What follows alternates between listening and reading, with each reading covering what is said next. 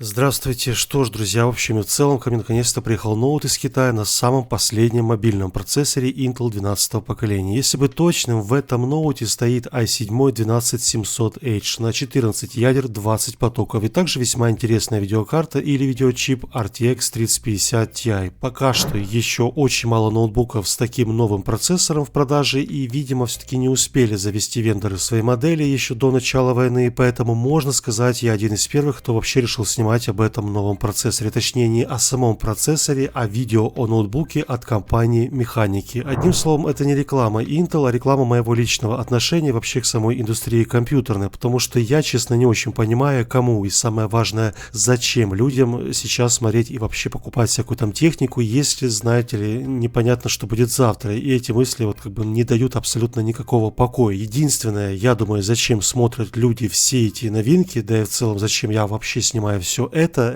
наверное, чтобы как-то отвлечься, наверное, на время, на то, что мне лично нравится и то, что интересно зрителям. Короче, давайте вернемся к теме видео. Итак, сей ноут стоит на AliExpress в сторе Mechanic $1350, что примерно 40 тысяч гривен или 95 тысяч рублей. И за эти денежки я нашел примерно похожую модель у брендовых компаний. Например, MSI продает сопоставимый ноут с таким же железом, и стоит такая модель 60 тысяч гривен вместо 40 или 140, там 150 тысяч рублей вместо 95. И это как бы на 40% больше, да еще здесь и оператива почему-то 8 вместо 16. Ну, в общем, одним словом, цена — это самое важное преимущество этой модели S15 от фирмы Mechanic. И если конкретно об этом ноуте, то он, как и большинство китайских моделей, собран на базе шасси Clevo версии 2022. Перед нами обновленная все-таки серия Clevo, насколько я понял, и тут явно постарались над материалами прежде всего и над качеством сборки, да и внешний вид тут тоже как бы изменился. Я думаю, в лучшую сторону изменился. Действительно, корпус хоть и полностью пластиковый, но это качественный пластик на уровне топовых моделей, скажем, от компании Xiaomi. А я лично помню те ноутбуки Xiaomi, и вот тут также пошли, то есть путем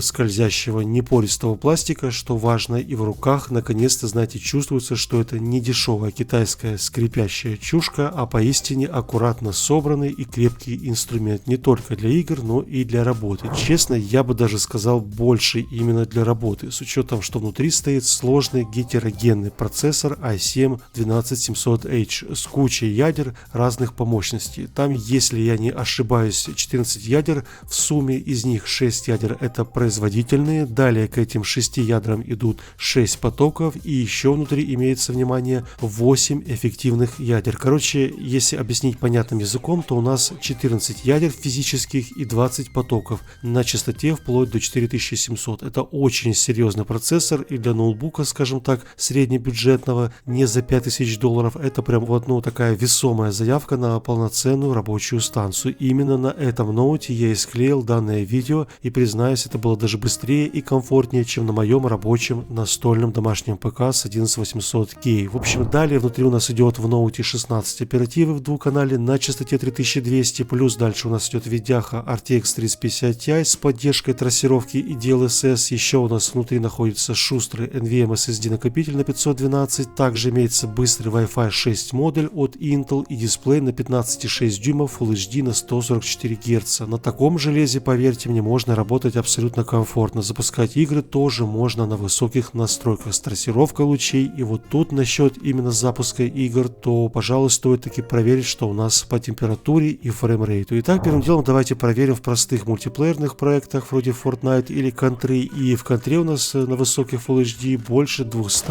FPS, что примерно там 300 плюс или даже больше. И, возможно, вы спросите, почему я тестирую на высоких, а не на ультра настройках. И все очень просто. Понимаете, у нас как бы, ну, здесь стоит RTX 3050 Ti, все дела, но у нее 4 видеопамяти GDDR6, и с таким объемом видеопамяти только высокие настройки помещаются, но в Country можно, конечно, и на ультра выставить, и даже супер ультра. Далее по температуре у нас по некоторым ядрам скачет от плюс 80 до плюс 90, и это не самые прям, знаете, низкие цифры. Видел я в жизни и 70, и 80, и мне кажется, сейчас с потеплением в комнате до плюс 26 можно такие вот в целом купить дешевую подставку под ноут, чтобы снизить, скажем, эту температуру хотя бы до стабильных 80. Что насчет шума во время работы, то на рабочем столе, если набирать текст или делать монтаж видео, то здесь у нас очень тихий, просто нулевой шум. шум, а вот во время запуска игр уже повышается шум до средней терпимости. Это все-таки еще не сумасшедшая турбина, но однако слышно вертушки в комнате будет абсолютно всем.